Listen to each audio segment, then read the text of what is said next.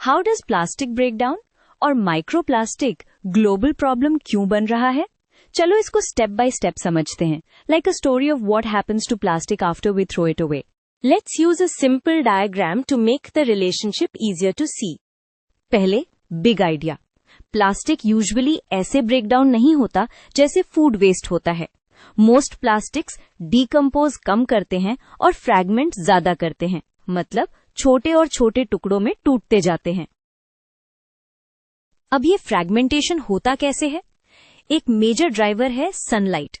सन की ultraviolet rays plastic के polymer bonds को वीक करती हैं। इसको फोटो डिग्रेडेशन बोलते हैं। बॉन्ड्स वीक होंगे तो प्लास्टिक ब्रिटल बन जाता है और फिर इजीली क्रैक होता है। फिर आता है मैकेनिकल स्ट्रेस। सोचो waves, sand rubbing, wind, road friction या सिंपली हैंडलिंग।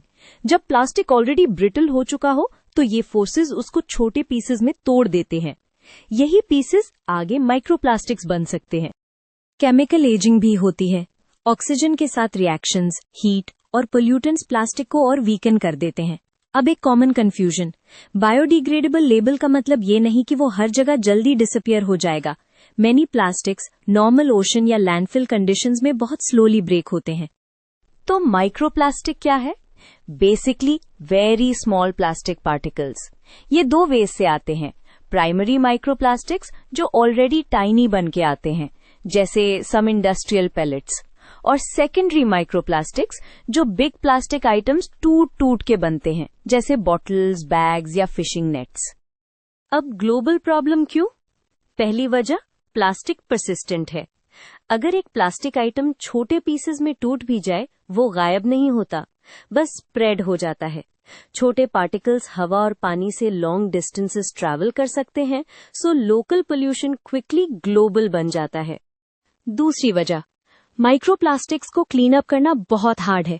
बिग ट्रैश तो स्किम या पिक किया जा सकता है, but tiny particles reverse, oceans, soil, even drinking water में मिक्स हो जाते हैं। Filters and treatment help, but perfect removal tough और एक्सपेंसिव होता है।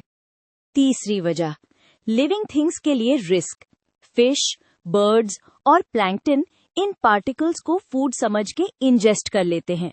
इससे फिजिकल ब्लॉकेज या स्ट्रेस हो सकता है। और plus plastics often chemicals carry कर सकते हैं, either additives from the plastic itself और pollutants that stick to the surface. और लास्ट रीजन है, सोर्सेज बहुत वाइड स्प्रेड है। सिर्फ लिटर नहीं, clothing fibres from washing, tyre wear from roads, packaging breakdown, construction materials सब कंट्रीब्यूट करते हैं। इसीलिए ये प्रॉब्लम हर कंट्री और हर इकोसिस्टम तक पहुंच जाती है।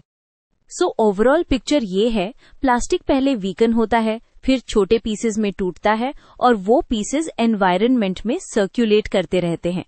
इसी फ्रैगमेंटेशन प्लस परसिस्टेंस की वजह से माइक्रोप्लास्टिक एक ग्लोबल लॉन्ग टर्म प्रॉब्लम बन गया है। अगर तुम चाहो, नेक्स्ट हम सोर्सेज को कैटेगरी वाइज लिस्ट करके प्रिवेंशन स्ट्रैटेजीज भी डिस्कस कर सकते हैं।